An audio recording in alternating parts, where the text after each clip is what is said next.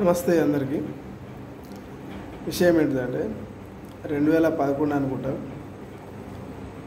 ఆ 2011లో ఒక దగ్గర ఒక 3-4 స్కూళ్ళు కలిపి ఏదో విషయం మీద మీటింగ్ జరుగుతుంది. ఆ మీటింగ్ జరుగుతున్న టైంలో ఒక వ్యక్తి వచ్చి ఏమన్నాడంటే, అంటే అతను సంస్కృత భాషని వ్యతిరేకిస్తూ ఏదో ఉపన్యాసం చేస్తున్నాడు. అందులో ఒక వర్డ్ మీద ఇలా చెప్పిండు, నమస్తే అంటే నా మస్తి, నాకు మెదడు లేదు, నా అంటే లేదు, మస్తి అంటే మస్తిష్కం అని అతని ఉద్దేశం. అంటే నాకు మెదడు లేదు, నాకు ఆలోచించే శక్తి లేదు అనే అర్థం వస్తున్నట్టు ఏదో స్టోరీ చెప్పుకుంటా చెప్పిండు. పూర్వం పలానా వర్గం వారు పలానా కింది స్థాయి వర్గాల వారిని నమస్తే అని నేర్పించరు. ఎట్లా అంటే నాకు మెదడు లేదు అని నువ్వు చెప్పే విధంగా ఆ విధంగా మనల్ని అట్లా తయారు చేసారు, మనం నమస్తే అనద్దు అన్నట్టు చెప్పడం జరిగింది. నేను ఆ టైంలో నా ఫ్యూస్లో అవుట్ అయినాయి. ఇదేంటి నమస్తే అంటే వీడికి ఇట్లా చెప్తాడేంది అంటే, నేను ఇంటర్మీడియట్లో సంస్కృతం చదివిన, అంటే పూర్తిగా తెలియదు కానీ కొన్ని వర్డ్స్ అయితే తెలుసు.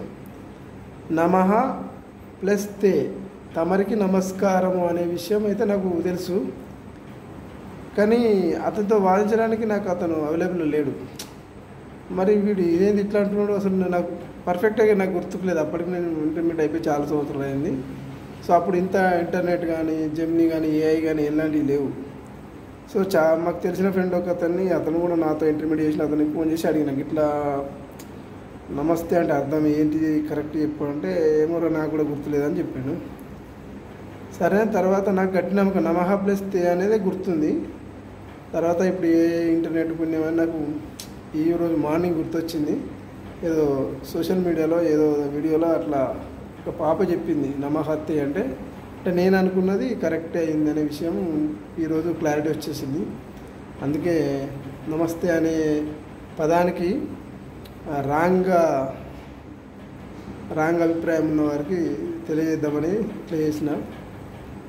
నమః ప్లస్ తే, తమరికి నమస్కారము, లేదంటే